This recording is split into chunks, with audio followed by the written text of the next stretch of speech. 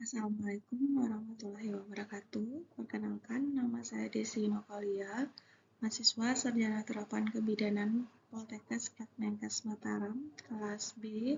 Pada kesempatan ini akan menjelaskan video pembelajaran telah jurnal menggunakan metode PICO untuk mata kuliah Psikologi Perkembangan dengan dosen pengampu Fitra Arsy Nurkoria, SSTM Top.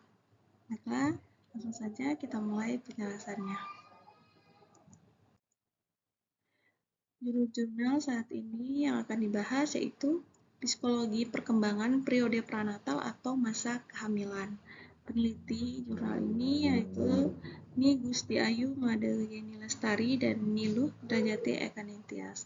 Penelitian dilakukan pada tahun 2022. Ringkasan jurnal. Tujuan dari penelitian ini yaitu untuk mengetahui pentingnya periode pranatal atau masa kehamilan bagi pertumbuhan dan perkembangan individu ke depannya. Ringkasan jurnalnya, periode pranatal merupakan salah satu periode yang perlu mendapat perhatian lebih jika ingin bayi dalam kandungan terlahir menjadi bayi yang sehat dan mampu mengikuti pola perkembangan normal atau bahkan mencapai tumbuh kembang yang maksimal.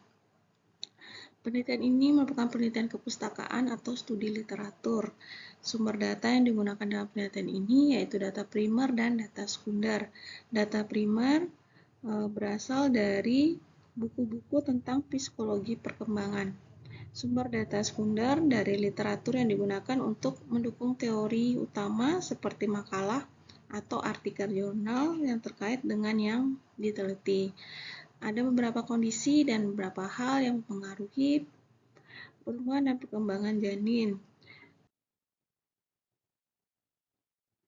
Kemudian di sini akan dibagi dalam 3 tahap yang akan dijelaskan.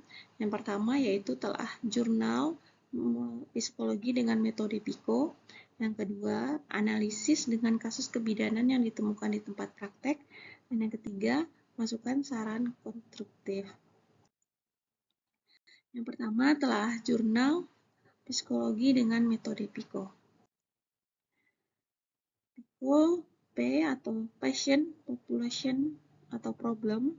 Di sini untuk P-nya yaitu ibu hamil atau masa atau periode pranatal. Pada periode pranatal terjadi perkembangan yang relatif singkat, namun sangat cepat. Kondisi selama kehamilan perlu diperhatikan karena akan berpengaruh pada perkembangan janin dan pada tahap-tahap perkembangan emosi dan intelektualnya kelak. Periode pranatal berlangsung relatif singkat dibanding periode lain dalam kehidupan individu. Periode ini hanya berkisar antara 270 sampai 280 hari atau sekitar 9 bulan, yaitu sejak terjadinya pembuahan sampai kelahiran. Namun meskipun berlangsung singkat, periode ini merupakan periode yang paling penting. I untuk intervention. Pada jurnal ini, penelitian ini merupakan penelitian kepustakaan atau studi literatur. Sumber data dalam penelitian ini berupa data primer dan data sekunder.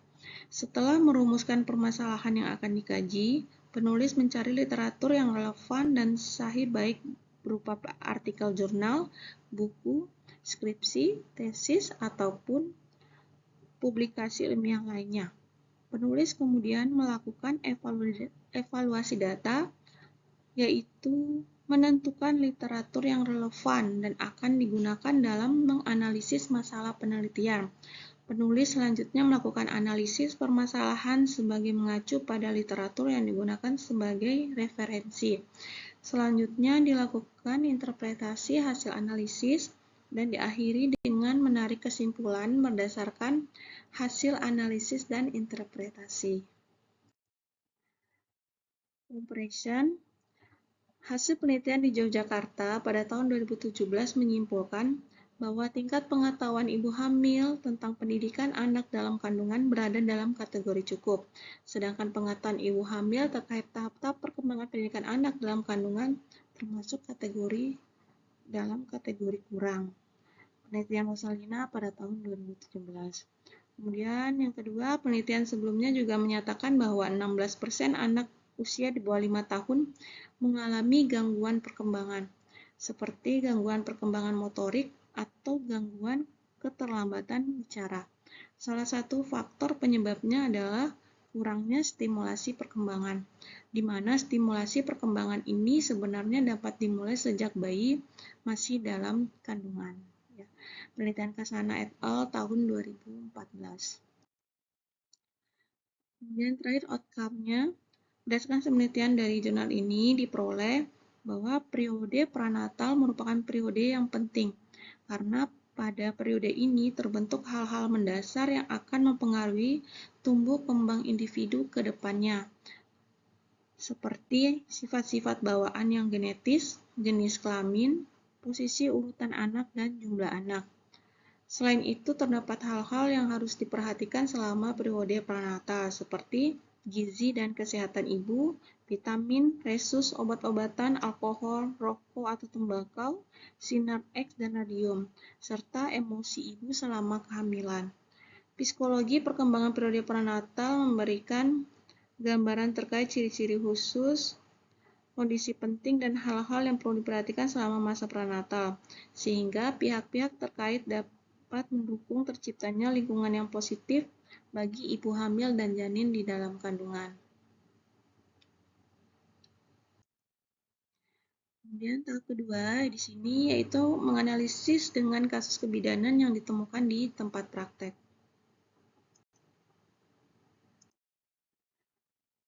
Kasus yang ada di tempat praktek pertama, saat hamil, Nyonya S umur 16 tahun, hamil anak pertama. Keluarga awalnya tidak mengetahui kehamilannya. Saat usia kehamilan 6 bulan, Nyonya S dibawa ke puskesmas karena minum larutan anti nyamuk hingga muntah dan pingsan.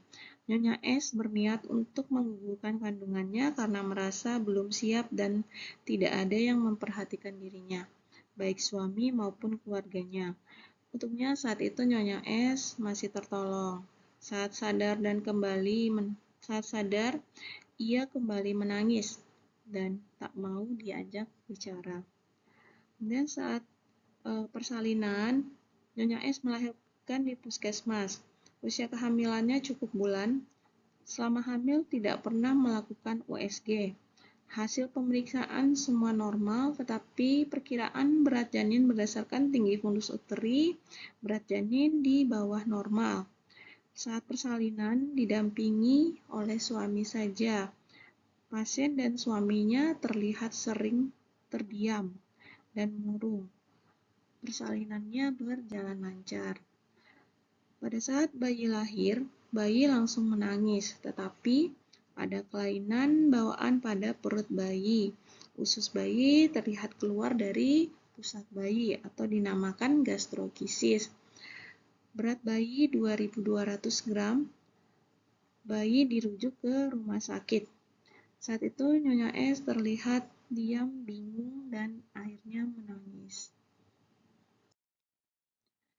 Analisis berdasarkan jurnal tadi dibandingkan dengan kasus yang terjadi di puskesmas ini.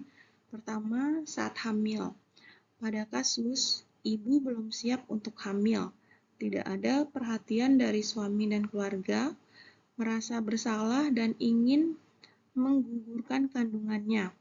Fisik dan psikologis ibu terganggu. Pada jurnal, periode prenatal mengandung banyak bahaya fisik dan psikologis yang dapat mempengaruhi pola perkembangan. Pada kasus, ibu mengalami masalah fisik dan psikologis, sehingga ada kesamaan atau kesesuaian antara kasus dan jurnal. Kemudian yang kedua, saat proses persalinan. Saat persalinan, pasien hanya ditemani oleh suaminya. Pada jurnal menjelaskan, keluarga dan lingkungan terdekat dari ibu hamil berpengaruh dalam perkembangan psikologis ibu, yang juga akan menjadi pondasi awal bagi tumbuh kembang anak. Pada kasus ibu tidak mendapat dukungan dari keluarga dan lingkungan terdekatnya. Sehingga bisa dari kesimpulan tidak ada kesenjangan antara kasus dan jurnal.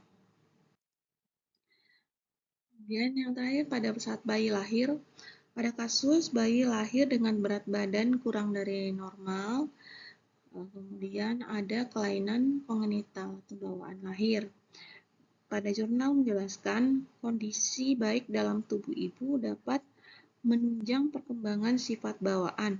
Begitupun sebaliknya, kondisi tidak baik dapat menghambat perkembangannya, bahkan berpotensi mengganggu pola perkembangan yang akan datang.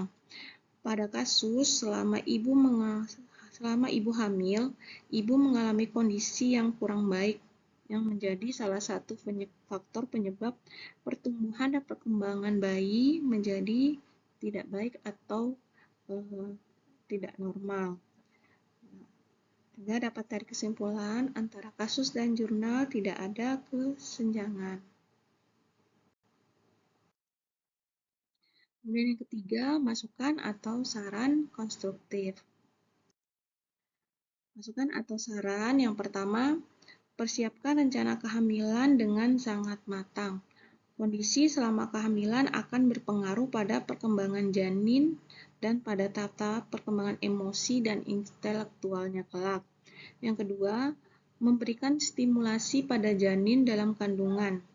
Ibu yang memberikan stimulasi pada janin selama masa kehamilannya memiliki peluang untuk melahirkan bayi dengan temperamen yang mudah atau baik.